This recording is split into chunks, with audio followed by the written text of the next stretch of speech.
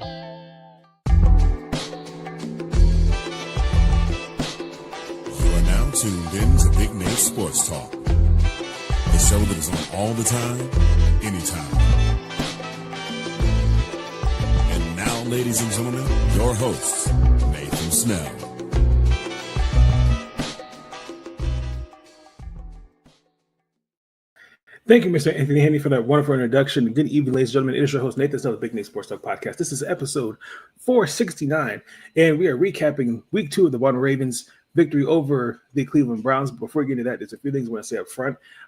Last episode, I had Sean Spencer with me. As you see, he's still with me.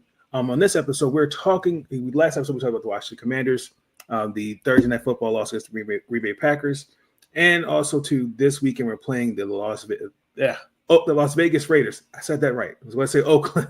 My apologies. This week for the Baltimore Ravens, we have a Monday Night Football game against the Detroit Lions.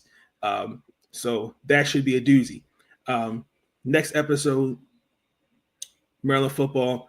First Big Ten Conference games start for Maryland football. The non-conference games are officially done for this young Maryland football team. Wisconsin is our first test. Sean will join me in that episode as well. And like I talked with WNBA, first round of the playoffs. This is it for these four teams. It's at this point it's Phoenix and New York. The winner of Phoenix and New York they will play Minnesota. So my pick is more than likely Phoenix. To play Minnesota in the semifinals. But that being said, let's get into it. So obviously, most people don't know this month, about 30 years ago, the Baltimore Ravens were born. And prior to this matchup, it's not on the national media side, but for the opponent side of media, they felt as though it really shouldn't have been celebrated in terms of, it's 30 years, why are you celebrating against us? What's that all about? Sean, I'm gonna ask you, you remember that game, obviously my dad told me stories, not having the Colts here for 12 years. And, we were in the running the year before, but it was Carolina who had got them that year. And then us, obviously Modell moving the team from Cleveland, but he promised to keep the history and all that stuff in Cleveland, unlike other people. But we'll leave it here, but we're going to leave it at that. But how did you feel about, do you feel like it was out of bounds to celebrate 30 years as a franchise against a rival? Against Cleveland, against the very team that you transformed from? Yes, that's perfect. That's fitting. And you played the quarterback that won you your last Super Bowl. Yes, that's fitting. The Browns might not like it, but maybe they should be more focused on the score of the game and being able to put up more than just 17 points. I mean, you know what I mean? Like, you got enough issues in house yourself, Cleveland, and shout out to Myles Garrett because he's still balling out. He's still that team, but I don't have a problem with it personally because look, we all know how it happened. We all know, you know, what's come from that. And, you know, Modell keeping Ozzie Newsome, who's obviously one of the greatest, not only tight ends, but also guys in the front office. Mm-hmm. Like that, I think, was paying an homage to Cleveland because his years, his best years were Bernie Kosar and the Cleveland Browns, you know. Going back to when it happened, it's kind of weird. I mean, we had just had the you know, like you were talking about, the Panthers and the Jags came in the league. And, my brother was a huge, you know, he was a baby, but, you know, he kind of gravitated to the Panthers. And so we kind of paid attention to them. But when we saw the Panthers, and I remember, or not the Panthers, but the Ravens, and that I remember their first look was kind of, it had like the wings up on it. And it was like, it wasn't the purple that it is now. Like it was black with purple tints to it. It was it was an interesting look in comparison to what it looks like now, but it was weird because, I mean, being a Washington guy, you know, now you guys are right up the road from us, and it was kind of like, you know, Cleveland wasn't that great, so what's this team going to be like? And now they're in Baltimore. It for me, you know, as kind of the part of the old guard with, at that time, the Washington Redskins, it was kind of, we kind of, you know, brushed it off, looked over our shoulders. Oh, okay, cute. They got something up in Baltimore. All right. Call us when you become a real team. You know what I mean? But yeah, it was interesting when it first happened, but it didn't take them that long to become a fixture in the league. So yeah, you know, it's funny, that logo.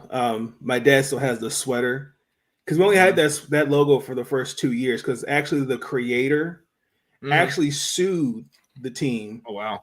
I think he was looking for like $15 million. Wow! And I think he lost. I think the guy ended up losing because it basically was fair use, but we ended up changing it.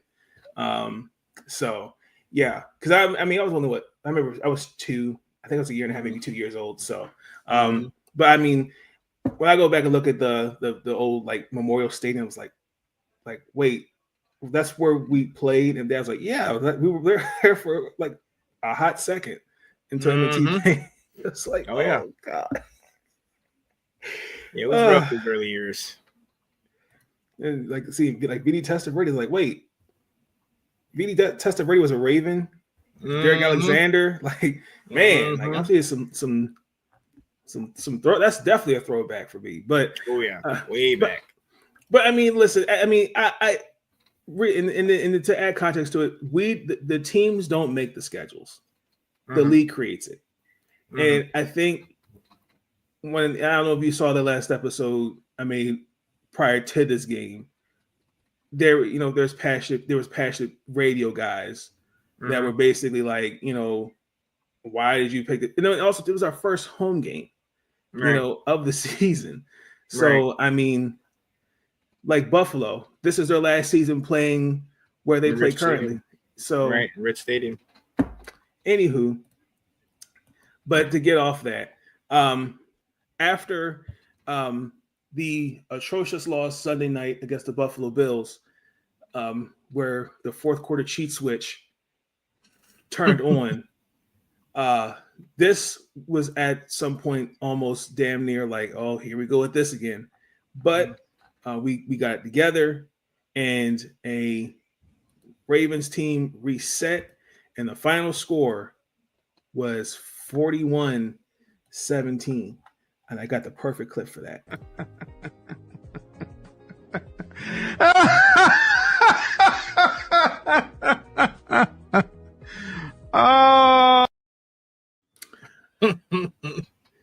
I'm going to start with you, Sean. Is there anything you liked in the game that you saw?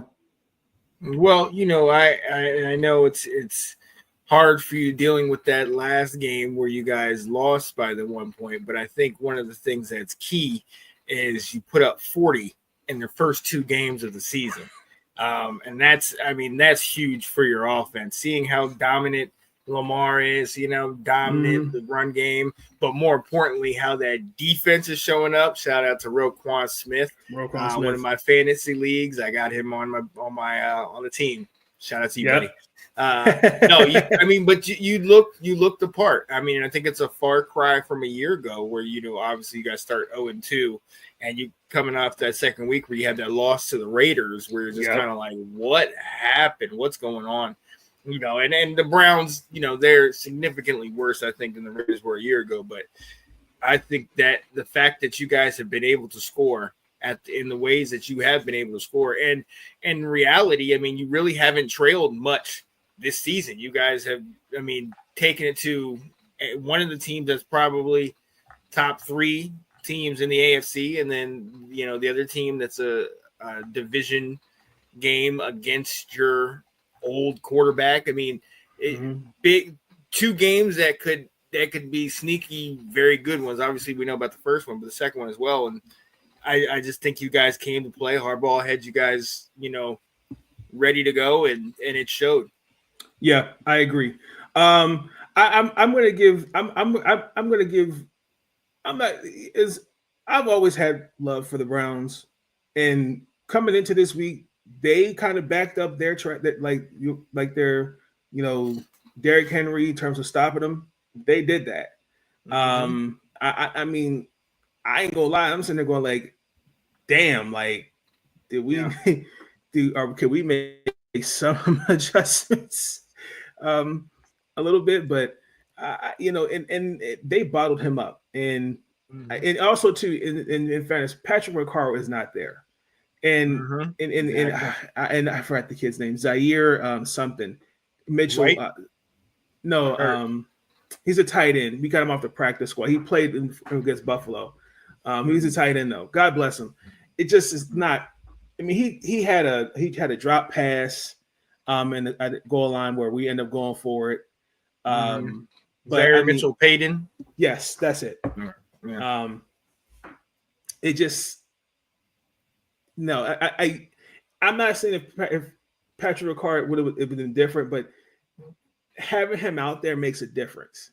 I mean, just in that first half, I think Cleveland 5 yards on 5 carries. That was like I want to say that's like 14 yards rushing total for us in the first half. I'm sitting there like, what the hell was that? I mean, like Lamar was kept in check. They did a really good job, especially on the line of scrimmage. I do think as the game progressed, especially in the second half, we did get successful, but Lamar got sacked 3 times, which transfers to my next point. Daniel Falele, God bless him. There's a clip literally of him. You've probably seen it on Facebook. You've probably seen it on Twitter. I mean, the ball is snapped. Lamar's driving. He's like this. There's nobody in front of him. What are you blocking? Air? Like, I can't, man. Like, and he's like, he's just put in this really like awkward position. But I mean, on the running game, Derrick Henry finished 11 yards, 23 carries. 11 carries for 23 yards. But in the passing game, we do need to not we. Some people owe DeAndre Hopkins an apology because they said that man was washed, and he had 2 big catches. The one, the dagger, where we went up 41-17 on him in the end zone, and then the one where we went at the 1 yard line. So he's made 3 Pro Bowl catches the last 2 games so far. So DeAndre Hopkins, so the apology form needs to be UPS to him ASAP because he's looking pretty well to me. Tylen Wallace and Devontae Walker, I got to give them a fuss. And you raved about Tylen Wallace one a couple years ago when we had you on here. Now Tylen, I know, is more for punts and sometimes kick returns, but the 2 of them Tylan Wallace had the first touchdown on that first drive for us.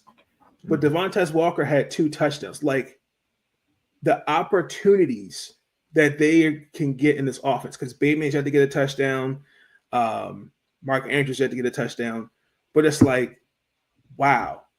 Mm-hmm. You know what I'm saying? It's like, okay, different weapons. So I did have a question for you about Mr. Joe Flacco, because Flacco was taken out of the game. Your boy, Dylan Gabriel, was taken out. And does this mean are we throwing the white flag on Flacco, or that just was okay? Yeah, you know what? What time in the game did they take him out? It was the fourth quarter. It was like, I think around the 5-minute mark. I think it was. Yeah, no, I mean, by that point, the game started to get away from Cleveland, and I think there's no point in trying to, Flacco's not going to bring you all the way back. Things hadn't been working as well as they might have liked. So, why not bring in the backup? At that point, they'd only had 10 points. They only mustered up, a field goal in the first half.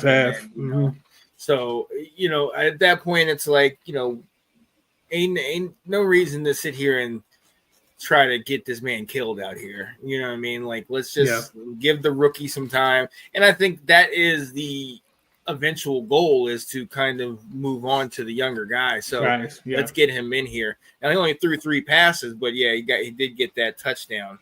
Than Dylan Gabriel. But yeah, I mean, I probably would have done the same, you know what I mean? Just because I know that as a Brown, if I'm a Browns fan or if I'm a coach, I'm like, I know Joe Flacco's not my future. So I do want to see what we have on the bench, what we have at backup, and especially when the game is over like that. Yeah, I definitely want to see what he can do. So yeah, I didn't have a problem with it. I don't think it's the end of the Flacco time and Flacco era, because it wasn't like Flacco was just giving it away to you. I mean, there's only 1 interception throughout the whole game, so it wasn't like Flacco was tanking or just playing god awful, but he wasn't able to score or virtually move the ball. So I mean, and he went up against one of the best defenses in the league, so that too, it's to be expected. But no, I don't think, at least from outside looking in, I don't think that they're calling it quits on Flacco this early, because while Dylan Gabriel looked good in garbage play, I mean, who was playing for you guys at that point? You know what I mean? The game was pretty much over. It was over. So, yeah. And then to add on to your point, the offense as a whole really kind of disappointed. I mean, if we're that quick to give up on Joe Flacco, like, because I've seen some people like call for the man's job in terms of he needs to be benched. Well, Jerry Jeudy, I couldn't really find him. The run game was not really sufficient. Njoku. Yeah. No, they did double y'all up. They did on the ground. In the second, in the first half, it was checked, but in the second half, they got going. But I'm just saying, this offense as a whole, like what you've seen like the first couple of weeks, that it's not consistent.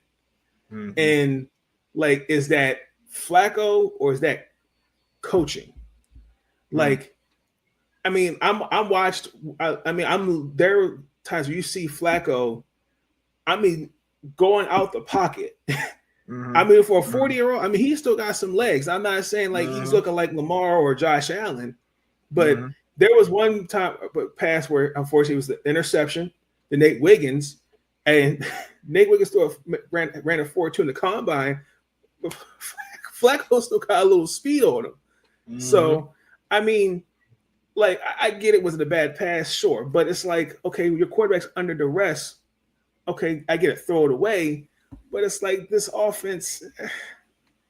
Well, it's a lot of mouths to feed. I mean, and I don't think we have a true number one. I mean, people can argue that Jerry Jeudy is that guy for them, but Jerry Jeudy was damn near run out of, Denver, and then we saw with him and Steve Smith Sr. Yeah, to get into it, and and their stuff. But when you got Jerry Jeudy, you have the tight end, the rookie from I believe Bowling Green, and Harold Fannin Jr., who is an elite prospect. You have David Njoku, who has made a name for himself. Isaiah Bonds, Amari Threat. Like, you have weapons, but I don't think there's anybody that's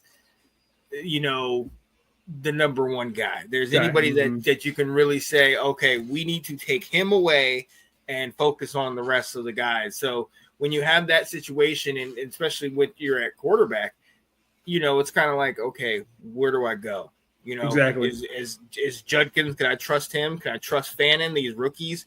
Can I trust Jerry Jeudy, who he might be more preoccupied with some, off the field or whatever else. Like I don't know. I mean, this is outside looking in when it comes to Jerry Jeudy, but there's a lot of weapons on that team just from looking at it. Cedric Tillman had a touchdown. Yeah, thanks to Marlon Humphrey.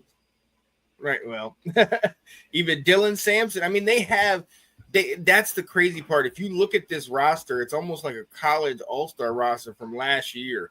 Harry Fannin Jr., Cedric Tillman from a couple years ago at Tennessee. Dylan Sampson was the SEC Player of the Year. Yep. Keyshawn Judkins won a national championship. Isaiah Bond played solid. Even Thrash at Louisville was good.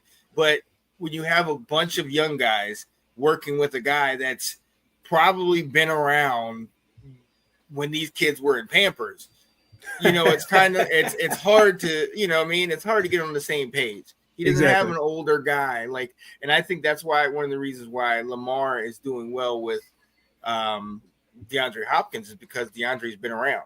Exactly. It's not about my numbers, it's about how am I going to contribute to the team, and that's why you see him with those two big catches and everything. But no, I don't think this is on Flacco as much as it is that it's 2 weeks into the season, and they're all trying to get their bearings and play a very good Ravens defense. And then on top of that too, in fairness, you played Joe Burrow and did Lamar Jackson. Mm-hmm. I'm sorry. That's rough start.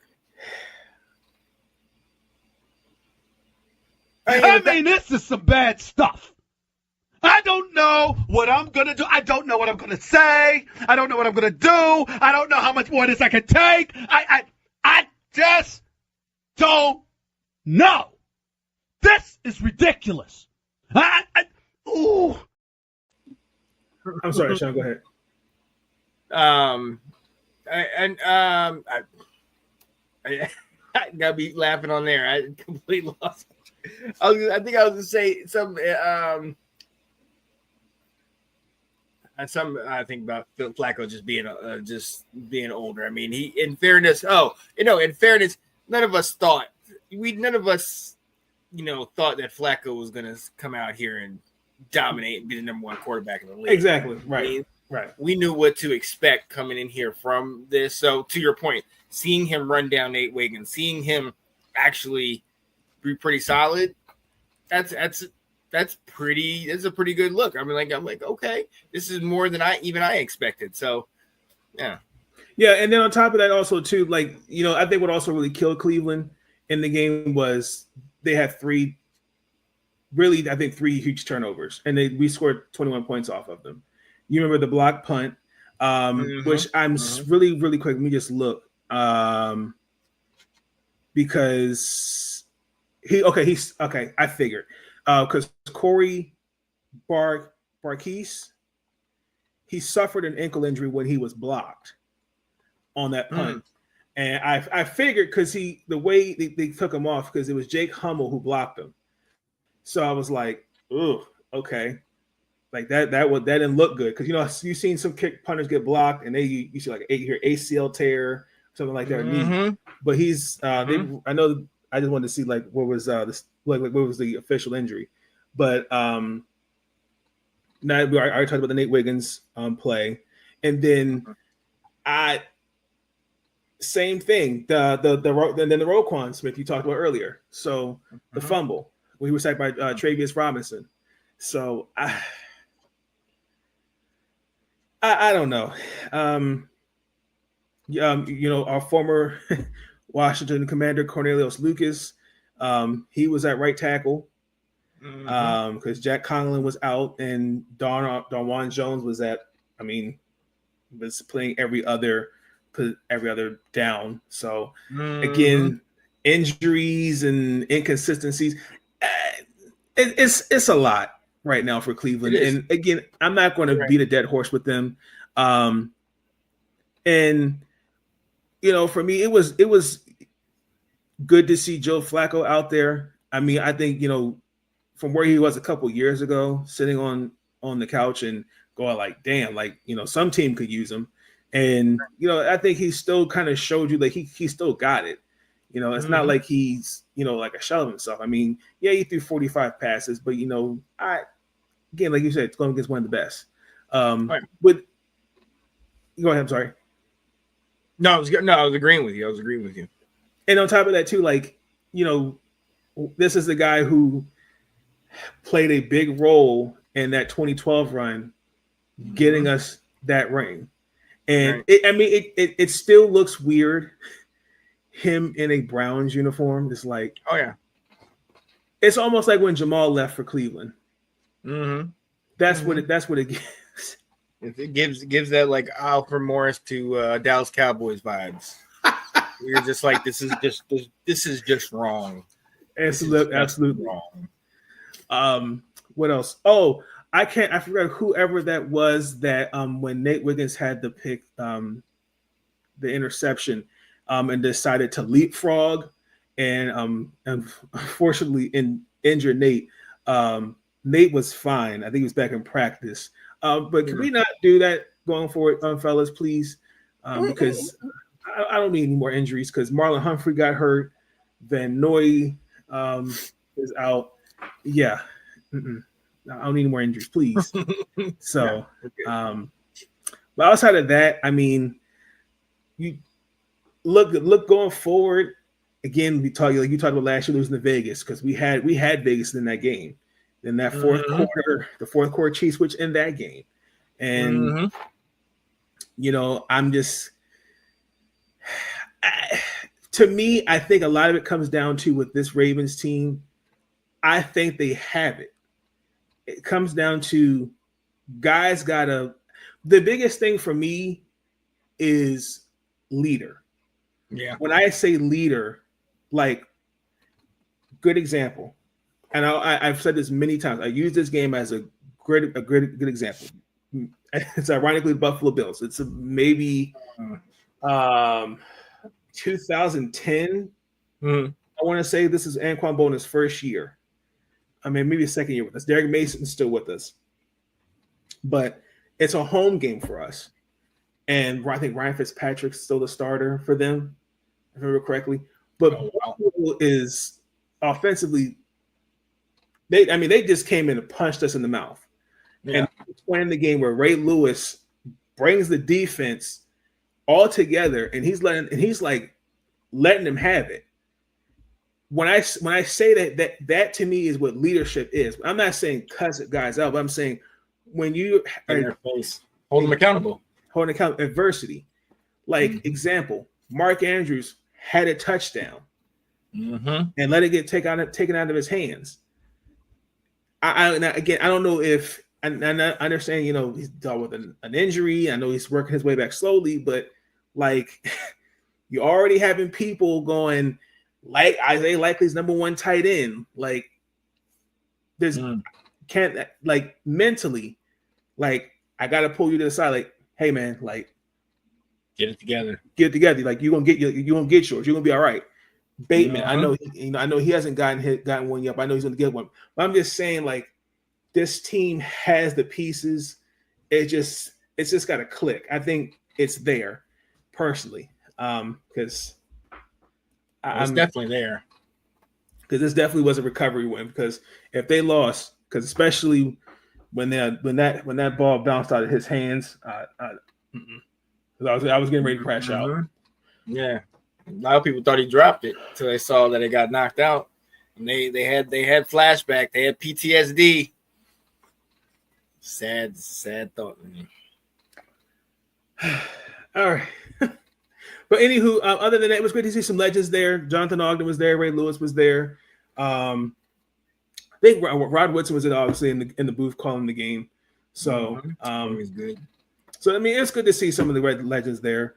But I mean, at the end of the day, it's all love. So I mean, you get to see some of the players you watch and grew up with, like, wow, like damn, like Jonathan Ogden, Ray Lewis, you know, because I mean, like that's guys you'll never see, you know, play the game you love. So, but it's all good though. We are going to get into commercial break, and then we're going to preview the Monday night matchup with the Lions. Actually, we do have one final thought, because this one actually does involve, I'm going to call an audible. It does involve the Browns. Oh, yeah. And the Ravens. Yeah. So I'm going to call audible on that one. So that's going to be one final thought. So I thought that we should get to talk about. So we'll be right back, ladies and gentlemen.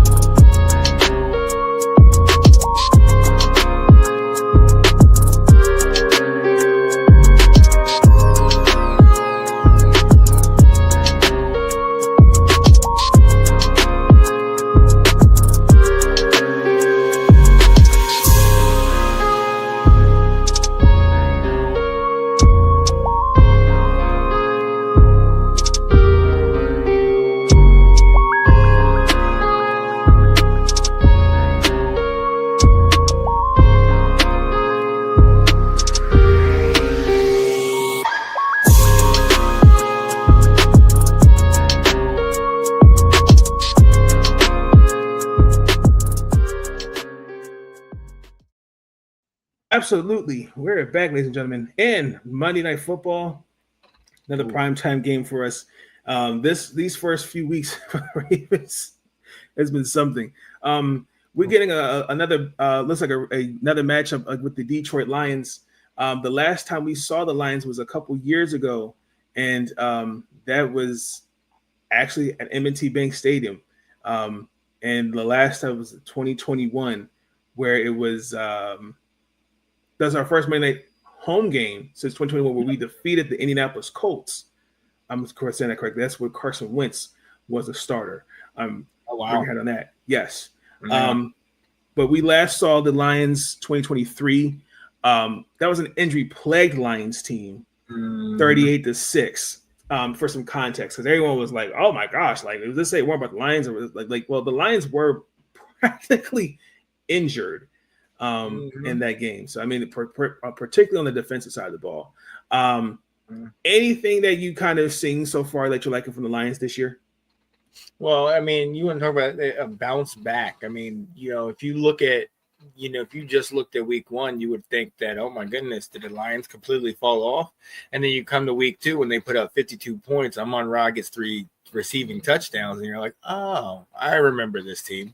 This is the Detroit Lions that I remember. So honestly, and shout out to my guy on 4th and Goal with Lawrence Skilnick, who was basically saying that first game, you know, Coach Campbell tried to do his thing. I'm going to put my identity, my, you know, stamp on this, and things didn't pan out.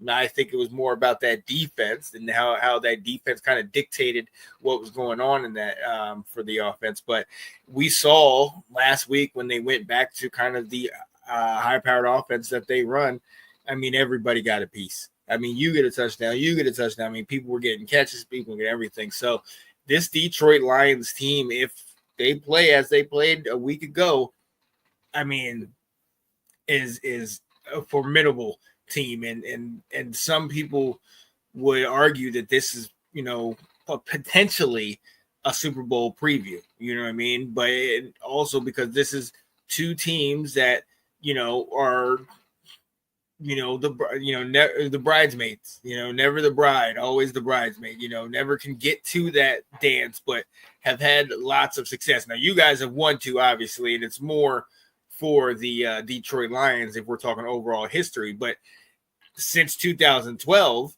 which is the last 13 years, you can attest to how close you've gotten on several occasions and then, not able to get through. So I think this is going to be a great game. One thing that I will say is that when we've seen the Lions against the legitimate defense and that Packers D, they held them to 11 points. So with you guys, it's going to be very interesting because even last week, a struggling Bears defense was without, I believe, 2 or 3 corners.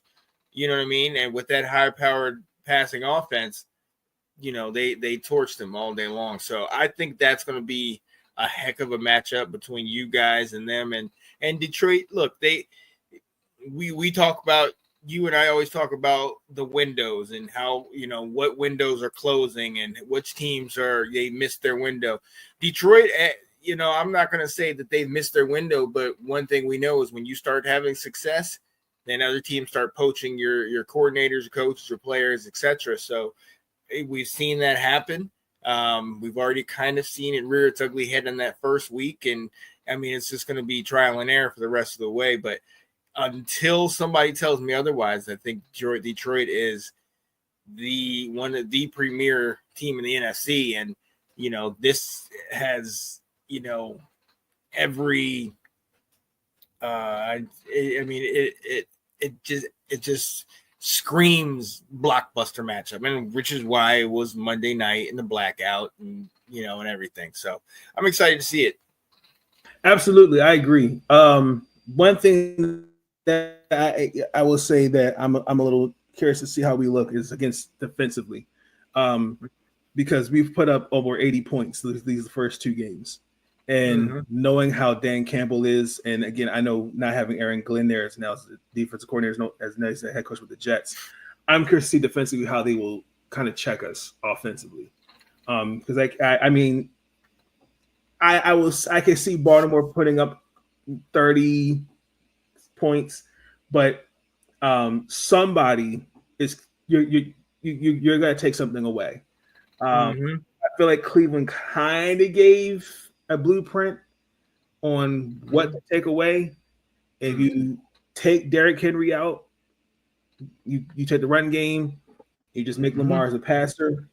That's the key. The only thing, my other concern is really right now at this point, just really kind of knowing where.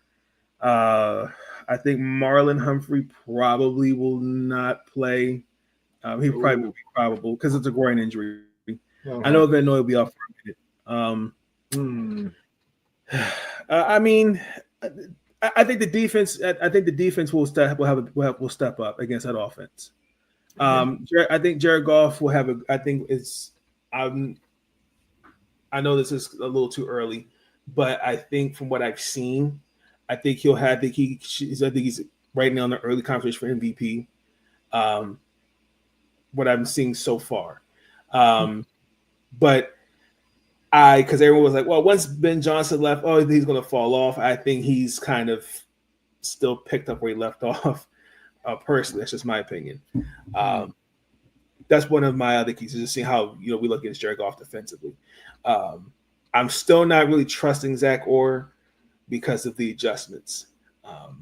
Because we played against Cleveland, and that Cleveland defense is something. That Detroit defense is going to be something to watch. Then now we're looking at a Detroit offense that has Jahmyr Gibbs, David Montgomery, Amon St. Brown, Sam Laporta, Jameson Williams. Like, that's a lot of mouths to feed. But we've got Malachi Starks, Kyle Hamilton, Nate Wiggins, Roquan, bodies that can keep them in check. Bend but don't break, but limiting the penalties, generating turnovers, making Goff uncomfortable in the pocket, and things like that. Those are things we're looking to see.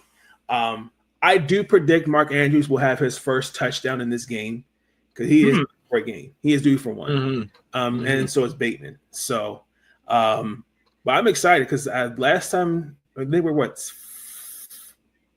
6-1 when they come here. So I mean, obviously, we all know back in 21 where Justin Tucker broke the record, the game-winning field goal. So, but other than that, it should be a good game, honestly. But I mean, 52 points against the Bears, though. Damn, that's with 11 against the Packers. So, which will the real Detroit Lions please stand up? Exactly. That's gonna be something else to see. And also, too, Derrick Henry. Will we see a game where Derrick Henry was kept under 100 yards?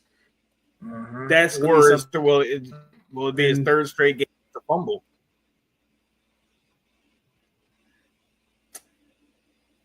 Because those first two games, him fumbling the ball, and shout out to him for taking accountability. But I wouldn't expect anything less from him.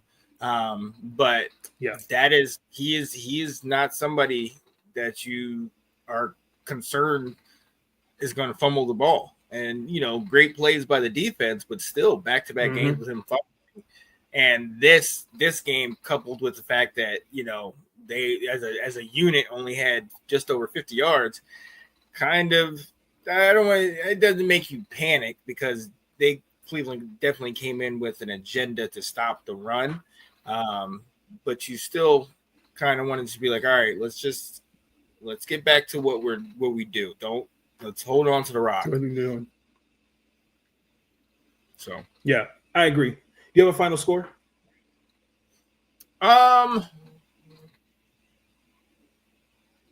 go 45-42. So you're trying to kill. So you're trying to kill me in fantasy this week in terms of defense. Oh yeah, that's definitely what's gonna happen. I don't know. I said to them on your show, I'll say the Ravens. I don't know who's gonna pull it out. I think it's gonna be high scoring though. I agree.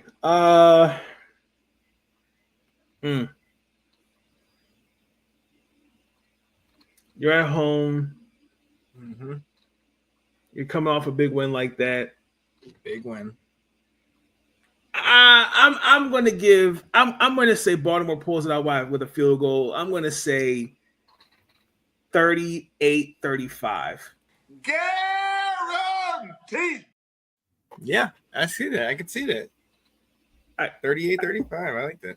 I can see that because I think it's going to come down to bend but don't break, but also to not making crucial mistakes at the wrong time.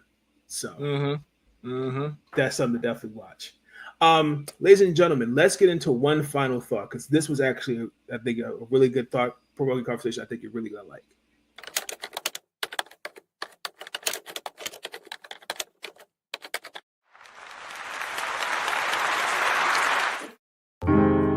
Thoughts are running through my mind, so I took some time to find a minute or two to organize. Okay, so this one final thought is actually, since we're talking about the Browns and the Ravens, a report came out prior to the game by Adam Scheffler that Shedeur Sanders, the Baltimore Ravens were planning to draft him the same round that he was drafted by the Cleveland Browns. Shedeur had declined, and that I'm thinking, okay, like why is this coming out before the game? That's interesting. They were talking about on First Take Monday, and Cam Newton on his podcast kind of went a little bit more. He said it was a couple other teams. He said the Eagles. There was in the Browns. In the Browns, there was one other team. I cannot remember what he said.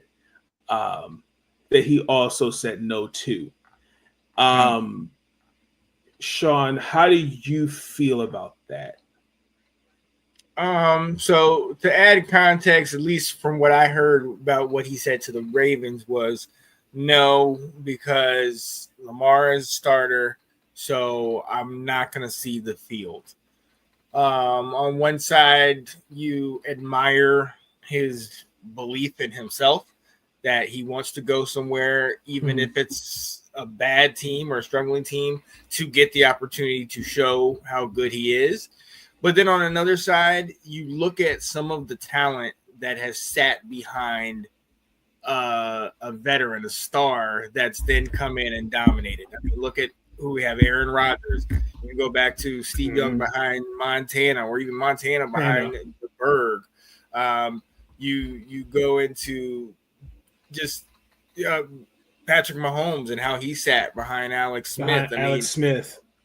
Kirk sat behind Robert Griffin. Like, so, and some of these are different cases. Obviously, that Kirk and Robert Griffin, they were both rookies, but in most of the other cases, you had a veteran that was in there that had proven himself, and then you had a younger guy that came in, learned from him, and then in most times, like with Aaron Rodgers or Steve Young or whatever, they got their opportunity. They took their chance, but the valuable lessons that they learned from being behind that quarterback, seeing how it can be done at the highest level, it definitely helped them. And I get kind of where Shedeur is like, I'm not, I don't want to sit behind Lamar. Lamar ain't going nowhere. I want to keep them. And if you add in, you said Philly, so you have Jalen Hurts, who, I mean, one could argue both of those guys are more susceptible to injury with their style of play. So there is a possibility that you'd get in there. But I think this leans more, and I don't want to speculate on this, but I think this leans more to a very strong confidence, almost bordering on conceit, where you're sitting here saying, I believe so much in myself that I don't want to learn, or at least it looks like that you don't want to learn from a veteran, somebody who's been a 2-time, it probably should have been 3-time NFL MVP. I don't want to learn from that guy. I'd rather go learn from the guy that's been sitting on his couch for several months, and now he beat me out for a starting job. And I'm not even on the top of that list because I'm behind Dylan Gabriel too. Yes. And on top of that, the backup got on the field and you didn't. Right. And that he couldn't have controlled them also drafting Gabriel and all that type of stuff. But by the time he was drafted, when these other teams are asking, it should have been on his radar. But again, if this guy thinks that I'm really trying to lean away from him thinking that, I'm this great, amazing X, Y, and Z. I know he has confidence in himself. I know he didn't treat the NFL interviews with the respect that he should have treated the NFL interviews with, in our opinion. But I don't have a problem with it on the surface. But hindsight's 2020, and now you've seen that he's not even dressing for games. And it's kind of like, maybe that was a calculated gamble, and it just wasn't a good move. Now, we did take Vincent, the offensive tackle, with that pick, which I think honestly, I think he's going to be solid for us. But I mean, for me, my only retort is like, I think, and Cam Newton on first take mentioned, I'm paraphrasing, but he also kind of, I agreed with this, like on the field, off the field, we haven't heard any issues. Right. Right. And I think learning from a guy, mind you, Lamar was sitting behind Flacco. Mm-hmm. Flacco, he go back, he said, I didn't want to be benched because Flacco was with injuries, and we were at that point, our season was on the line. Mm-hmm. You have to, and here's, and I'm gonna add, I'll take it a step further. 2021, the year we don't make the playoffs, gets hurt, and we lose eight games the rest of the season because Lamar's out. I mean, to the point where you got people on national TV saying, "Is he legitimately hurt?" Ryan Clark. But the point that I'm trying to make is, okay, let's say Lamar twisted an ankle. Okay. I watched this preseason. Cooper Rush, Right. Devin Leary, Right. They brought back Tyler Huntley. Snoop. I love Snoop. But hindsight's 2020, and like, hey, we don't know what will happen. So I mean, for him and Dylan, both. I just I think it's like, okay, how many? But I'm like, my only question is, besides Baltimore, and I know Cam mentions a couple other teams, Buffalo, Kansas City. You know what I'm saying? Like, it's like Lamar isn't getting any younger. Josh Allen is getting younger. Patrick Mahomes. At some point, you talked about it. At some point, some guys take that job. Drew Bledsoe got hurt. Tom Brady took over. Vinny Testaverde was the starter for the Jets, and then Chad Pennington took over. So I mean, would have been nice to see another Sanders in the Ravens jersey. Absolutely, I wouldn't have minded to see it. But listen. At the end of the day, it's all love. I still wish him all the best. Most important thing is I'm happy he's in the league. I'm a fan of his. I'm a big fan of his game. Him, Travis, LeJounte Webster is a punt returner for us. So they're in the league for a reason. So, but at the end of the day, I was like, why'd that come up before the game? Like, are we just trying to add more mess to the 30th anniversary? But the Ravens media, I listened to the 98 Rock, and they were talking about it at 6:30 in the morning. They were like, "Oh, you so big and bad, you ain't gonna come here. You don't even want to. You just turned us down. How's that working out for you?" And it was like, "Oh." But I mean, like you said, like, again, you're taking a chance on yourself. Because again, like, at some point, like, okay, let's say we're at week 7, Flacco gets hurt, Dylan gets hurt. Oh, Shador's the starter. Yeah, we need him. Right. Exactly. So, yeah, good conversation, sir. So, ladies and gentlemen, that's going to conclude this episode. 470 Maryland football. We're going to talk about that in the next episode. Again, all the descriptions in the same as I talked about in the last episode are in the description below. Please like, comment, and subscribe for our future content. Sean, appreciate you for joining me on this episode. And again, you'll see Sean in the next episode. Again, this episode, as well as 470, and 460 will be uploaded tomorrow, mid-morning-ish. So it'll be like around 10, 11 o'clock-ish. So be on the lookout for that. Have it going live on Twitter, YouTube. And for some reason, we're StreamYard with Facebook Live. I don't understand that, because you got to have a certain amount of subscribe people, which I disagree with, but that's okay. Followers, yeah. But all right, people, we'll see you in 470. Have a good night. Peace. Stay up. Thank you for tuning in to Big Nate Sports Talk. If you enjoyed that episode, be sure to like, subscribe, and share Big Nate Sports Talk. It's on all the time, anytime. And I want to thank you. All I want to do is say thank you.